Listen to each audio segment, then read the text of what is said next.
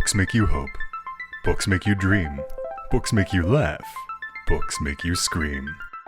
This is the Books That Make You show, discussing books with authors and experts, unraveling the inner pages of all the books that help make us who we are. Hosted by Desiree Duffy. It is time for us to have some bookish fun with the Books That Make You show. Hello, I'm your host, Desiree Duffy, and today we're going to be talking about books that make you help older adults navigate life's challenges. As we get older, making decisions can become more and more daunting.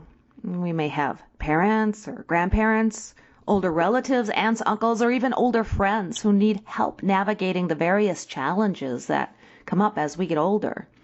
As boomers get older, they probably need fewer people condescendingly telling them, "Okay, boomer," and more help from Gen X and millennials. Decisions about our homes, things like reverse mortgages, healthcare, assisted living options. These are all some of the big questions that are happening in our world today. And that's what we can help older adults and family and friends navigate. Our guest today has written a couple of different books that serve as guides to older adults. She is also philanthropically involved with organizations like the Older Adult Task Force, OATF, Optimistic People in Caring Atmosphere, OPICA, Adult Daycare Services, Team of Older Person Services, known as TOPS, MAPS Charities, helping seniors in Los Angeles County, Wise and Healthy Aging, which is a leader, trusted expert, premier service provider, and influential voice on aging, Alzheimer's Los Angeles. Woo, that's a mouthful. A lot of stuff going on. In addition to her support of these organizations, Toni stays connected to resources which are pivotal in providing vetted referrals to her clients and those clients of her peers. Toni has authored the book Should I Short Sale My Home? And in that, she offers helpful strategies to avoid foreclosure. Another book that Toni Patillo has authored, which is in alignment with supporting older adults to help them navigate life's difficult decisions, is the Inherited Home Guide. And this book specifically details the process, choices, and some of the roadblocks that occur when someone inherits a home from a loved one who has passed. There's a lot of hurdles to navigate, and this book is a great guide. Toni, hello. Thank you for joining us. Hi, Desiree. How are you? I am wonderful. My goodness, you have an impressive resume, and you're doing so much to help older adults. Congratulations. Thank you for all you do. Oh, thank you. It's my honor. It's my pleasure to be with you today. And, this is a real true passion for me. I spent many years caring for my mom, and thereafter, after her transition, then I shortly was contacted about my aging brother, who's 17 years older than I am, who was 17 years older. And he needed some very specific care. So it just kind of was one of those things where I was the chosen one, if you would, and I took care of them. And at the same time, while doing my business, real estate business, I figured that I'm not the only one who's dealing with this. And I started doing some research and realized America's aging. America's aging, and we need support. And who better to help our community other than real estate professionals and a lot of other people who are going to be faced with this very same, these very same, I don't want to call them all challenges, because it's not all challenges. Some of it is very beautiful. It's a beautiful opportunity to be able to have role reversal with my mom.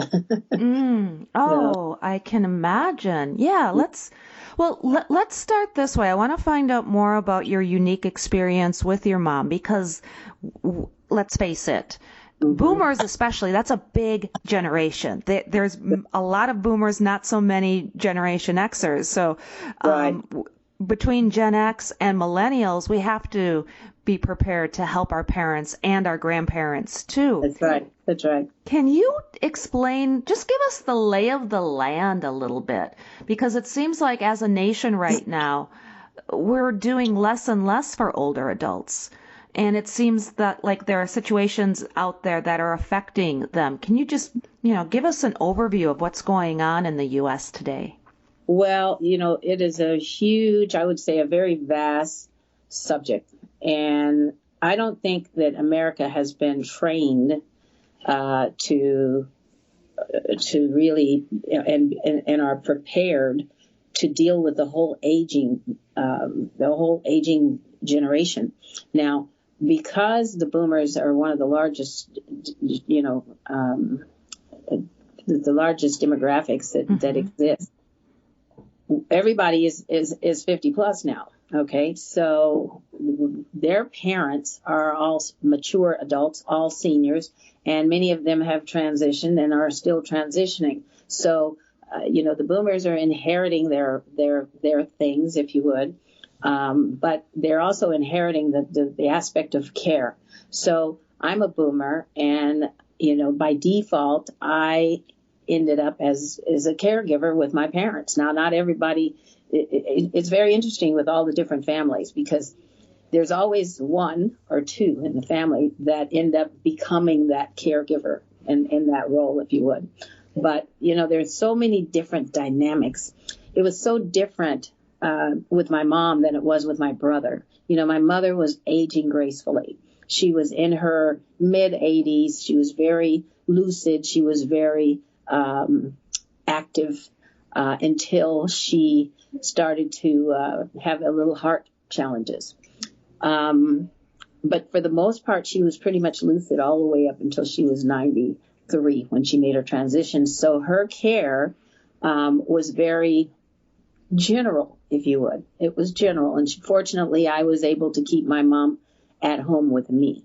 And she did not have to go into a nursing home or she didn't have to go to an assisted living community. And I just brought her home with me when she was in her early 80s. So it did involve a lot of the care aspects, getting her to the doctor, making sure her health was, in order.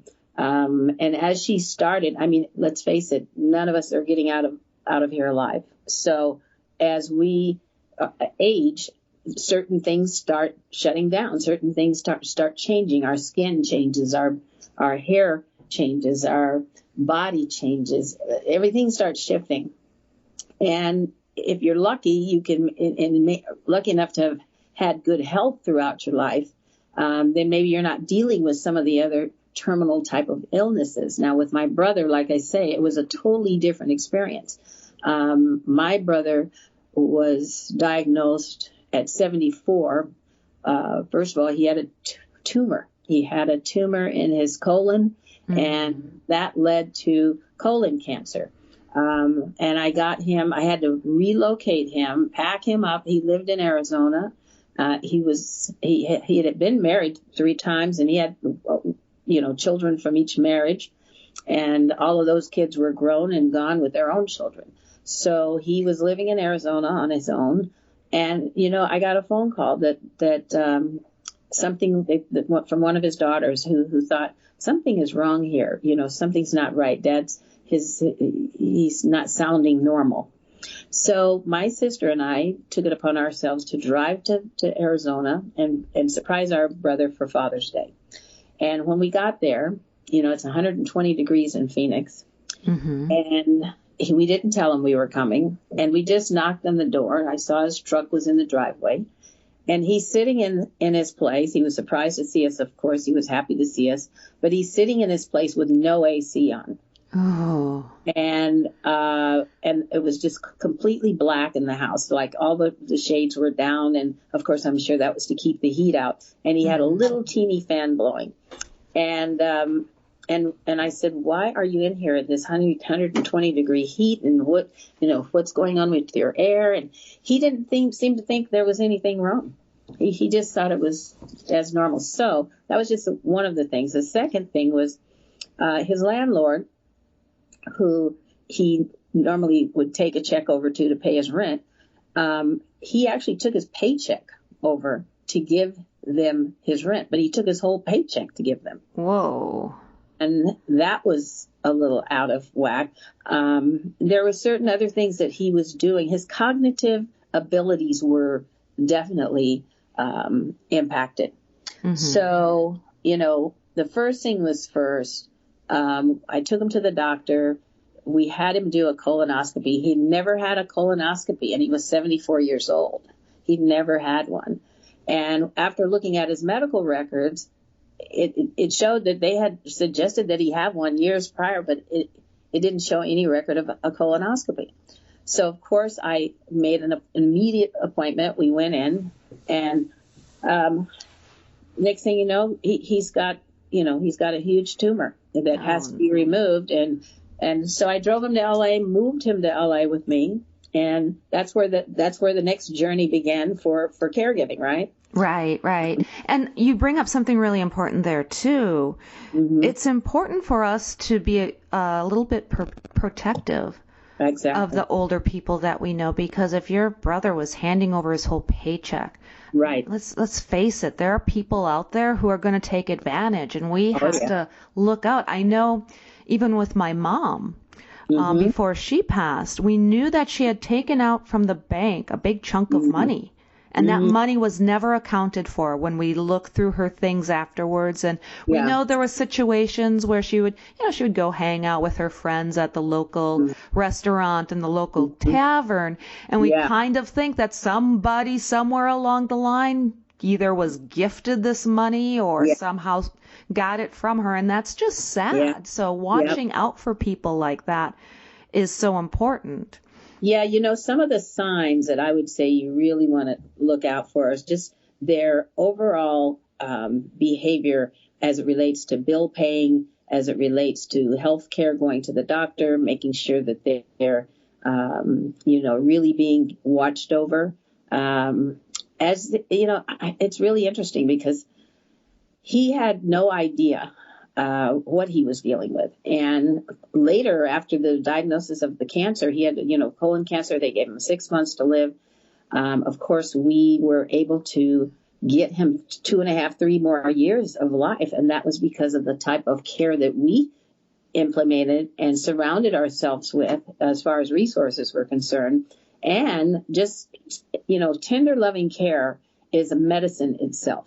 Mm-hmm. And it is very, very, very powerful when you can infuse just family love, And so we were very fortunate that we were able to keep our brother, with us, and that he was able to spend quality time with his family. Now, he later got the diagnosis of Alzheimer's. Okay, so that was a whole nother level of care. That was a whole nother level of mental stuff that, there was a point where he didn't even remember my sister. He thought that she was a man that was living in the back room type of thing. Mm-hmm. And he would say, hey, the guy in the back room, he's really, really nice. He's been taking good care of me, and I really appreciate it. And I would say, Now, before I had gotten educated in this space, I would have probably corrected him, right? Mm-hmm. I would have probably said, no, Vaughn, that's not a man in the back room. That's your sister. Don't you remember Trish? But no, you don't do that when you're working with an Alzheimer's patient. You really just kind of let them flow, Okay. There's so many different things that I've learned from being affiliated with the Alzheimer's Association. And they're really, really good with education and with making sure that we're aware of the various things to look for and the resources that are there and available to us. So, my involvement with my mom and my brother, which were two completely different types of experiences, really, really enlightened me about the importance of our really tuning in to be mindful and to be,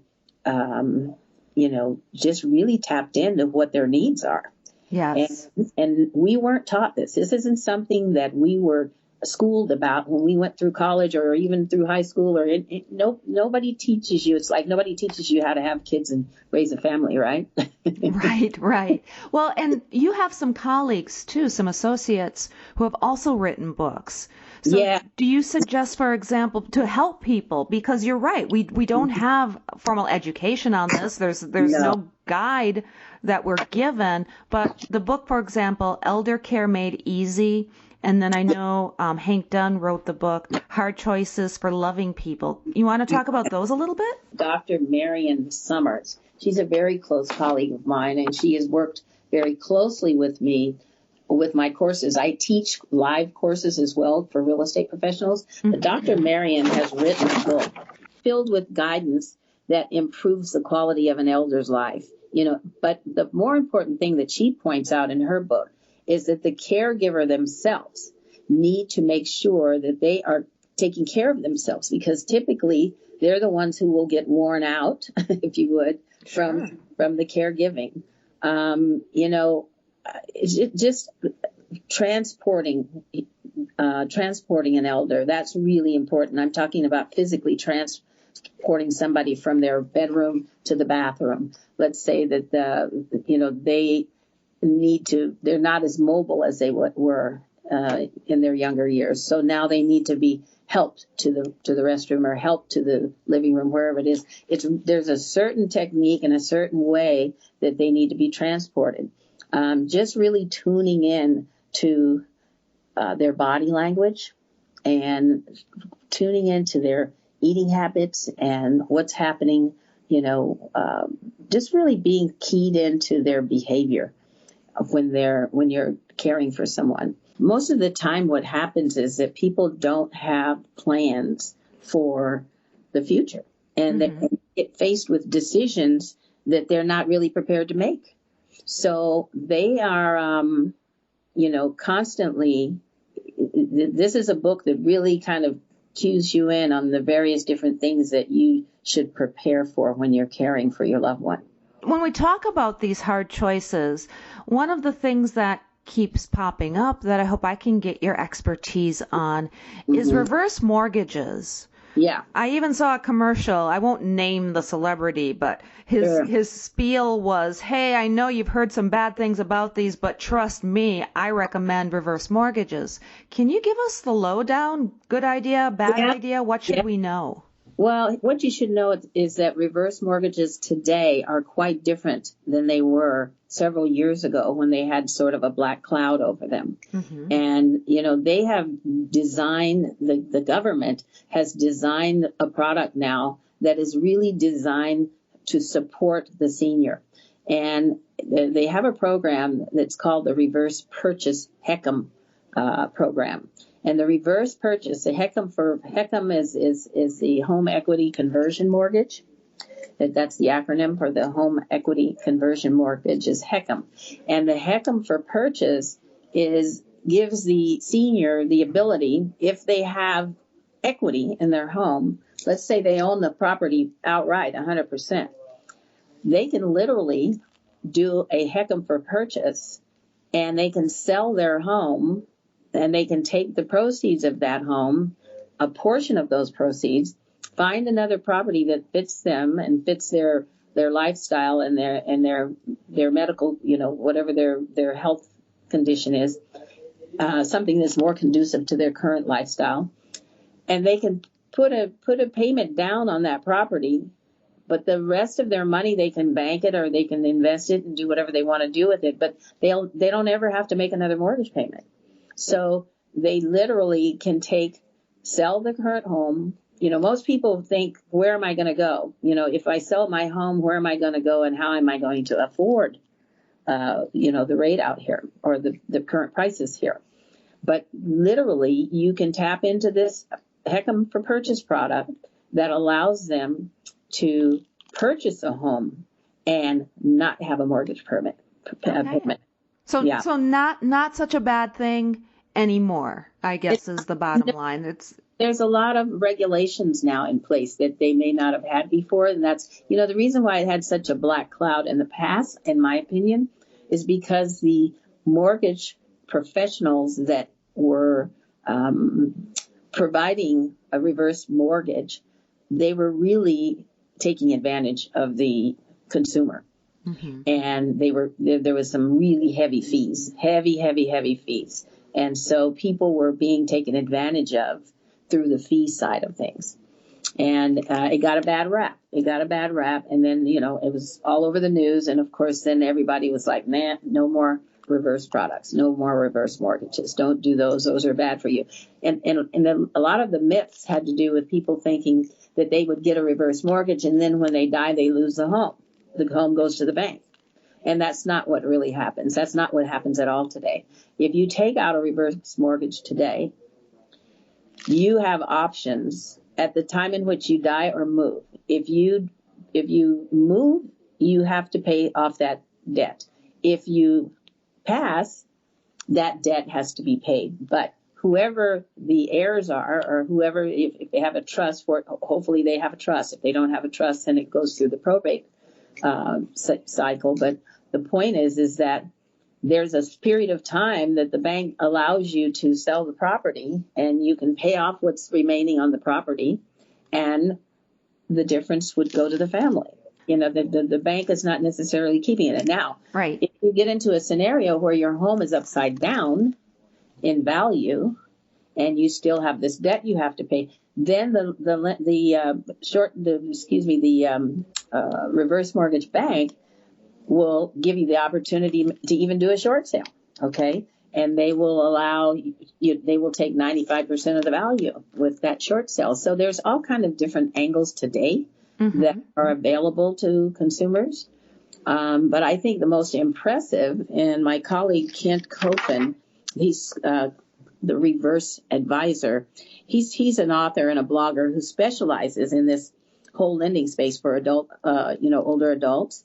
And in his words, we help seniors overcome the struggle of not having enough cash or income. And that's typically the challenges that we're seeing today with the older adults. They all are, house rich and cash poor. And they're on fixed income. Okay. So many of them don't see any hope for themselves because they don't know that there are these products and these resources available to them. And let's talk a little bit about short sales, because Sure. that's your expertise, or that's the topic of one of your books, as well as the Inherited Home Guide. So that's where this expertise comes in. Tell us a little bit more about short sales. Well, the short sale is really where your value is lower than what you owe on the property. Let's say, for example, you owe $1 million on your property, and the value is only $750,000. So you go to sell your property, the buyer's only going to pay $750,000, but you really owe $1 million. So that means you're short that $150,000, right? Mm-hmm. Or $250,000, whatever it is. So when you do a short sale, the bank actually allows you to sell the property for less than what its value is, less than what you owe on it. It's a win-win situation for everybody involved, for the person who's buying, who's going to get a fair value, and for the person selling, because they're underwater, but they're still going to make a sale, right? Yeah, they're going to make a sale. Now, what was interesting in the past, the deficiency, the amount that was short, it used to be that you had to do a promissory note, and you had to pay that back over time. Mm-hmm. But when the market crashed back in 2007, the banks were starting to see more and more and more of these people who are underwater. So they developed a program that allowed them to, relieve them of the deficiency. So instead of them having to pay for the deficiency, they would write it off. In other words, you would get a short sale approval letter, and then that letter, they would tell you that you're being relieved of the deficiency and you will no longer be responsible for paying that. So, and from a tax perspective, the IRS was also able to relieve people from being taxed on the gift. because that deficiency now becomes like it's like you're receiving money, but you're not receiving money, and you're not having to pay taxes on that. So it gets a little bit complicated when you got people with various different scenarios, and you got different banks with different guidelines.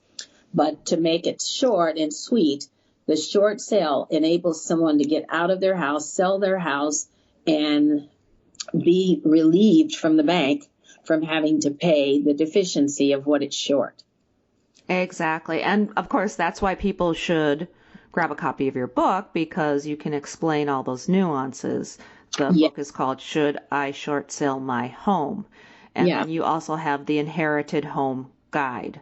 Yes. And in the Inherited Home Guide, that is really a guide for families who inherit property that have no idea what the steps and stages are that they need to prepare for, or what they need to do. And this happens very frequently. I mean, there are people who, first of all, there's a distinction between probate and, a property that has been under a trust. And ideally, I recommend on a frequent basis for my clients, always get yourself in a trust, because with a trust, you can be the decision maker on what happens with your property, what happens with the proceeds, what happens with your overall estate, who's going to be responsible for managing the estate, who's going to be the executor, or who's going to be the administrator, who will be the beneficiaries, and how does that all get sorted out. All of those things are typically detailed out in a trust, and we highly suggest that people always get themselves in a trust, especially when they own real estate. Now, if they don't have a trust, and believe it or not, some ridiculous stat, it's like 90% of people do not have trust that own real estate. And it's a really sad thing, because when they make their transition, the property has to go through probate. The estate has to go through probate. And with probate, that's where the courts will decide how everything is divvied up, how things are managed, how things are dealt with. Okay. So, and that often costs a lot more money than it would cost you if you'd have invested in a trust, and then all of that stuff is all laid out for you. So that's, what we're seeing, and this is why the Inherited Home Guide is so powerful, because it literally lays out the details and the processes and the choices and some of the roadblocks that occur. I am involved with a client right now who had two trusts. There were two different trustees, and they had a domestic partner who passed several years prior to them. And I just have to tell you, it is gnarly. And I have seen, I can't tell you how many times we see families who split up because they're fighting, or somebody's disgruntled that they weren't included for something, and it just gets complicated. So, just imagine there's a gentleman who I'm referring to that had these two trusts. He actually assigned a successor trustee, but he never told the successor trustee that he was going to name him as the successor trustee. Oh, whoops. He didn't know this until he passed. This man passed, and then suddenly there was instructions for someone to deliver the trust documents over to this successor trustee. When he got the documents, he said, "What am I supposed to do with this? I don't know anything about this." And of course, he had to hire an attorney that could walk him through this process. Yeah, well, your books do such a great job helping educate people. You do so many wonderful things to help people. Can you tell us where people can find your website, find out more information about your business, and as well find your books? Oh, well, you can find my business online. It's ToniPatillo.com. That's TONI, P as in Peter, A, T as in Tom, I, LLO.com. So it's my first and last name.com. And the website is pretty, full. And you can reach me. My office line is 310-482-2035. That's 310-482-2035. 2035. And, for copies of the books, you can email us at info@tonipatillo.com. That's info@tonipatillo.com. ToniPatillo.com.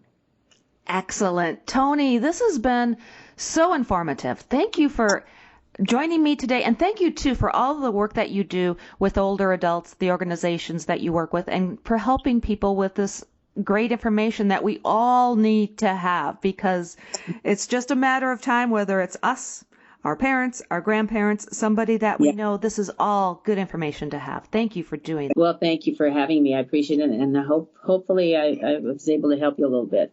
Oh, you helped a lot. Thank you again. And thank you, everybody, for listening today. My name is Desiree Duffy, and this has been Books That Make You. You can find out more about us on our website. That's booksthatmakeyou.com. And we're on Facebook and Instagram as well. Until next time, please, all of my bookish buddies, enjoy the books that make you just who you are. The executive producer for Books That Make You is Desiree Duffy. Produced and sound mastered by Phil Giangrande. Engineering by Dave Nabox. Social media and promotion by Bree Sweeter. For more, visit booksthatmakeyou.com.